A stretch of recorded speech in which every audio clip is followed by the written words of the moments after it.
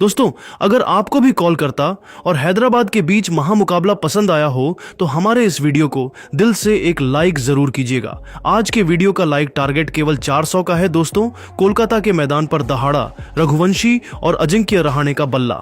हैदराबाद के गेंदबाजों का कब्र खोदते हुए ईडन गार्डन के मैदान को बनाया शमशान। और फिर अंत में वेंकटेश, रिंकू मचाई तबाही। तो आखिर कैसे रघुवंशी की घातक बल्लेबाजी के आगे नतमस्तक हुए हैदराबाद के एक से बढ़कर एक गेंदबाज।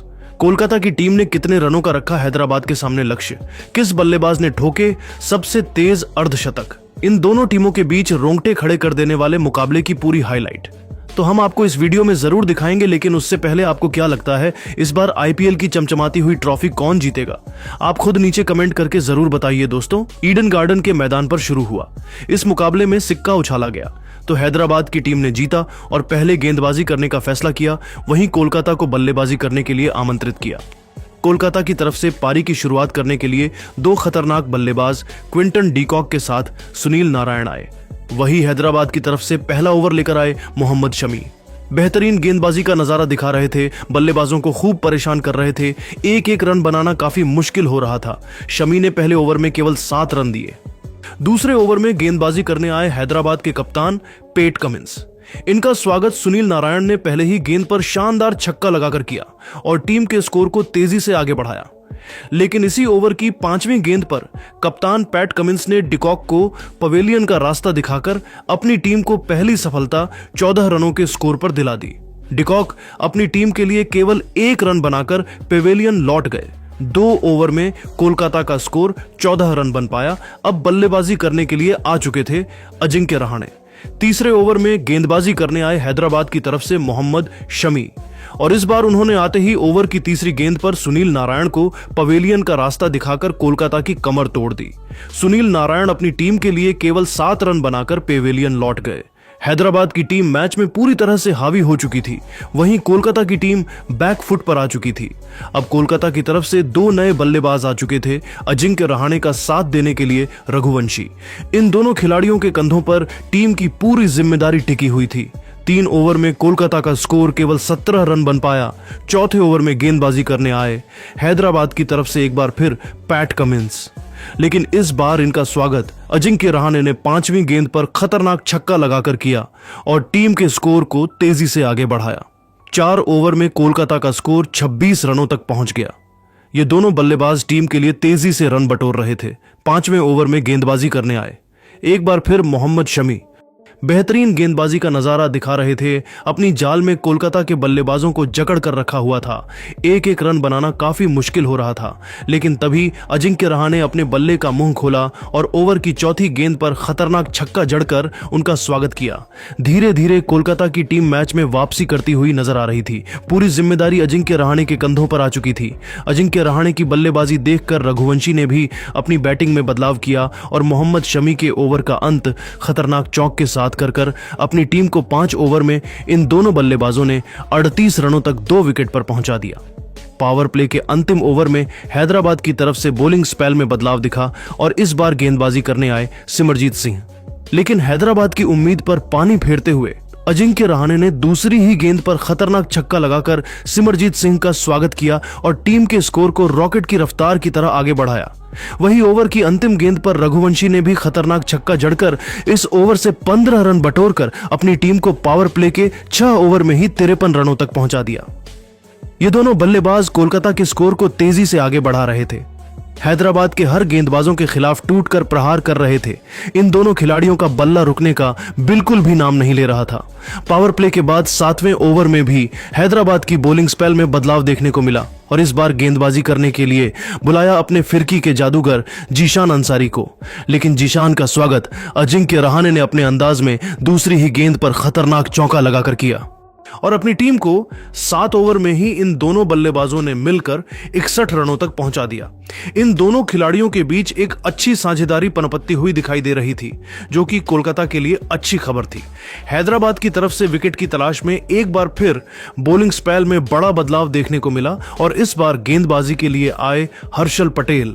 लेकिन इनका स्वागत रघुवंशी ने पहले ही गेंद पर शानदार चौका लगाकर किया। और इन दोनों खिलाड़ियों के बीच 50 रनों की साझेदारी पूरी हो गई। वही रघुवंशी ने ओवर की अंतिम गेंद पर भी शानदार चौका जड़कर अपनी टीम को 8 ओवर में ही 71 रनों तक 2 विकेट पर पहुंचा दिया। कोलकाता की टीम पूरी तरह से मैच में हावी हो चुकी थी। हर गेंदबाजों के खिलाफ ये दोनों बल्लेबाज रन बटोर रहे थे। 9वें ओवर में विकेट की तलाश में गेंदबाजी करने आए एक बार फिर जीशान अंसारी, और इस बार जीशान ने शानदार गेंदबाजी की बल्लेबाजों को खूब परेशान किया। रन बनाना काफी मुश्किल होने लगा और इस ओवर में जीशान ने केवल 4 रन दिए। 9 ओवर में कोलकाता का स्कोर केवल 75 रन 2 विकेट पर बन पाया। 10वीं ओवर में एक बार फिर गेंदबाजी करने के लिए आए खुद कप्तान पैट कमिंस। शानदार गेंदबाजी कर रहे थे, लेकिन ओवर की अंतिम गेंद पर अजिंक्य रहाणे ने करारा प्रहार करते हुए शानदार छक्का जड़ दिया और अपनी टीम को 10 ओवर में 84 रनों तक 2 विकेट पर पहुंचा दिया। 11वें ओवर में गेंदबाजी करने आए एक बार फिर जीशान अंसारी, लेकिन इस बार रघुवंशी ने उनका स्वागत तीसरी गेंद पर खतरनाक छक्का लगाकर किया और फिर चौथी गेंद पर बेहतरीन चौका जड़कर उनकी जमकर कुटाई कर दी।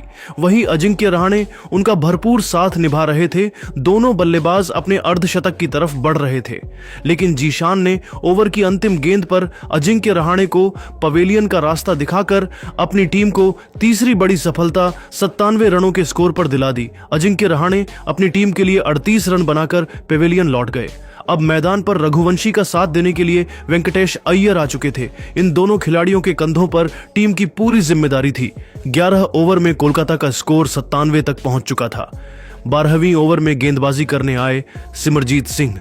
इनका स्वागत रघुवंशी ने चौथी गेंद पर चौका लगाकर किया और टीम के स्कोर को 100 रनों के पार पहुंचा दिया। 12 ओवर में कोलकाता का स्कोर 104 रनों तक पहुंच गया। 13वें ओवर में हैदराबाद की तरफ से गेंदबाजी में बदलाव दिखाओ और इस बार गेंदबाजी करने आए कमिंडू मेंडिस। पहली ही गेंद पर सिंगल लेकर रघुवंशी ने अपना अर्धशतक पूरा किया, लेकिन मेंडिस ने रघुवंशी को ज्यादा देर तक मैदान पर टिकने नहीं दिया।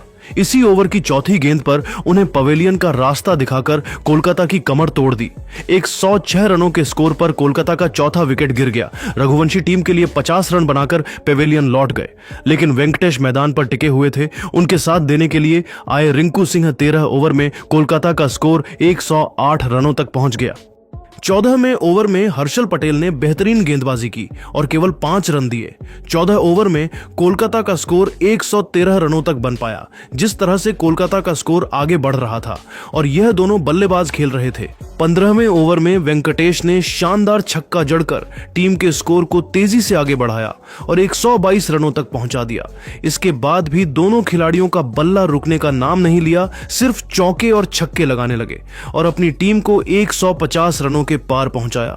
दोनों खिलाड़ियों के बीच 50 रनों की साझेदारी भी पूरी हो गई। रिंकू ने भी शानदार छक्का जड़कर अपनी टीम को 18 ओवर में 166 रनों तक पहुंचा दिया। 19वें ओवर में वेंकटेश अय्यर ने पेट कमिंस की जमकर कुटाई कर दी। 3 चौका और एक खतरनाक छक्का जड़कर अपना अर्धशतक पूरा किया और टीम के स्कोर को 19 ओवर में 187 रनों तक पहुंचा दिया। बीच में ओवर में भी वेंकटेश अय्यर ने हर्षल पटेल की जमकर कुटाई की, लेकिन इसी ओवर में वेंकटेश अपना विकेट दे बैठे और 197 रनों के स्कोर पर कोलकाता को 5वां झटका लगा। स्ट्राइक पर आ चुके थे आंद्रे रसेल। इन दोनों ने मिलकर हैदराबाद के सामने 211 रनों का लक्ष्य रखा। लेकिन दोस्तों, अब आपको क्या लगता है, इस बार आईपीएल की चमचमाती हुई ट्रॉफी कौन जीतेगा? आप खुद नीचे कमेंट करके जरूर बताइए और ऐसी ही नई नई वीडियो के लिए हमारे चैनल को जरूर सब्सक्राइब करिए। धन्यवाद।